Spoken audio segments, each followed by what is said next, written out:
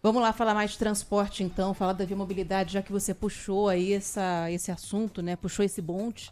Porque hoje um teve que ser puxado, inclusive, mas foi na linha 9.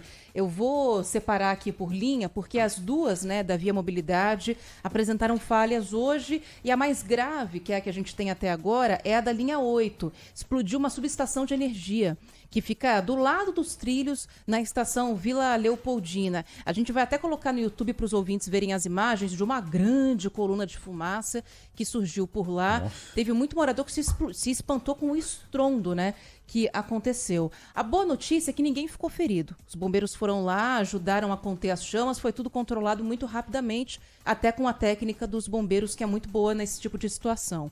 A parte ruim é que teve um impacto muito grande no transporte, que continua prejudicado. A Via Mobilidade não deu um prazo ainda para restabelecer a circulação total dos trens. Entre Lapa e Carapicuíba, Joel, eles estão circulando num trilho só. Então tem que fazer uma manobra ali que deixa os trens mais lentos. Por isso foi acionada a Operação Paese com ônibus, né? Para quem optar por esse modal, para não entrar no trem que está lento demais. Ao mesmo tempo, a linha 9 Esmeralda, hoje de manhã, não apresentou uma, nem duas, mas 3 falhas na manhã dessa segunda-feira. Foram 2 problemas no sistema de energia e um deles de tração de um dos trens que acabou travando ali no meio do caminho.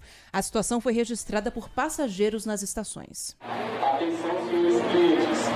Trem alinhado na plataforma 2 sentido Osasco não prestará serviço, não vai.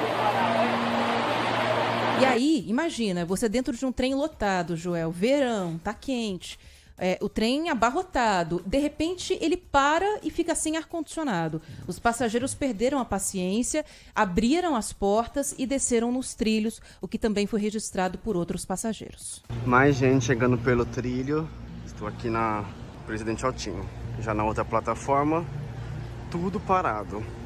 E sabe o que é pior? Em momento nenhum, as falhas da linha 9 foram comunicadas pelas redes sociais da Via Mobilidade. Da linha 8 foram, da linha 9 não. Porque aí eu, como passageira, faço uma opção.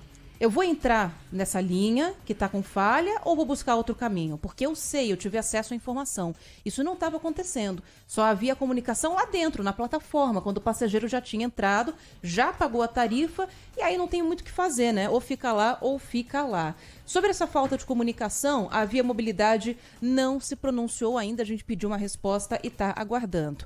Vale lembrar que as linhas 8 e 9 foram alvo de um inquérito do Ministério Público por causa das sucessivas falhas. E, inclusive, o MP chegou a recomendar que o governo de São Paulo cancelasse o contrato e fizesse uma nova concessão. Porém, após uma reunião com representantes da empresa, o governador Tarcísio de Freitas declarou que não vai seguir a recomendação e dará mais um prazo para que a concessionária faça melhorias. Pois é impressionante, né, o que vem acontecendo com a Via Mobilidade.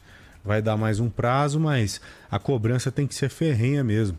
Porque qual que é a ideia de uma privatização? Qual que é a ideia de você tirar alguma coisa que é pública e entregar para a iniciativa privada? É simplesmente fazer com que a empresa tenha aquele serviço para ela? Óbvio que não. O principal disso aí é oferecer um serviço melhor para o cidadão. Porque o negócio público, ele é do cidadão.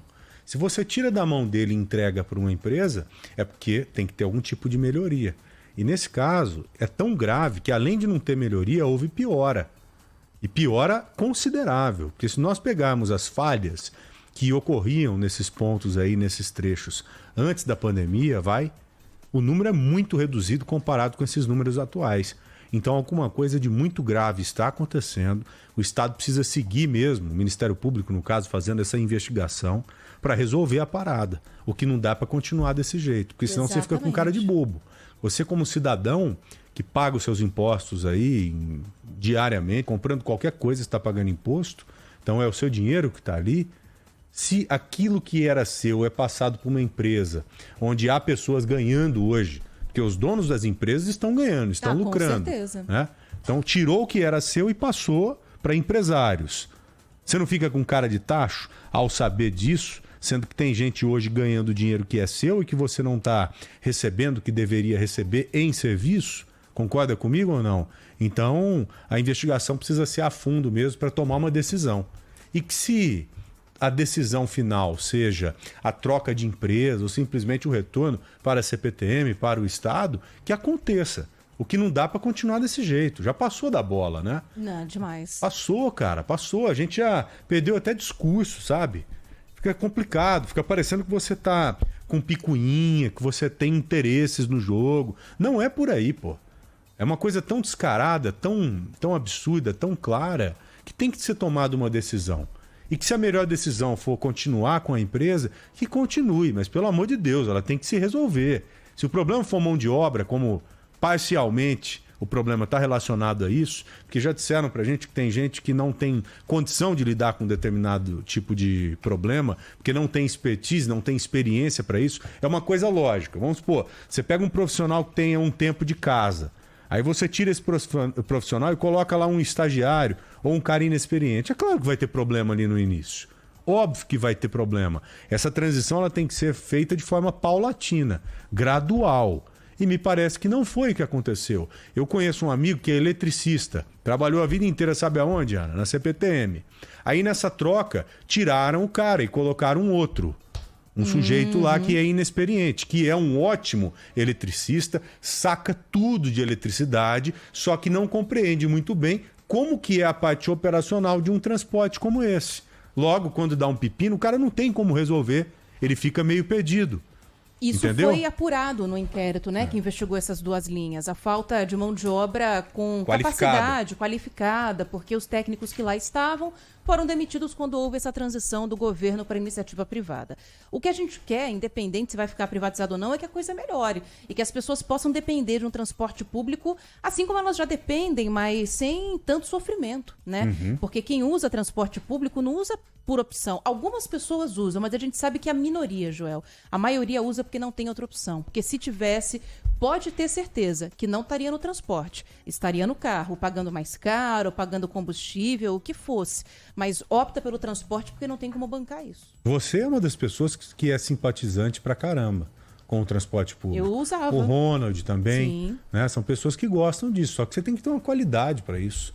Né? Para você estimular o cidadão, por exemplo, que está pensando em subir na garupa de uma moto para entrar no trem, entrar no busão. Estimular o cidadão que tem o carro, ficar em casa. Só que, ainda vão um queijo e uma rapadura, viu? Tenho a certeza disso.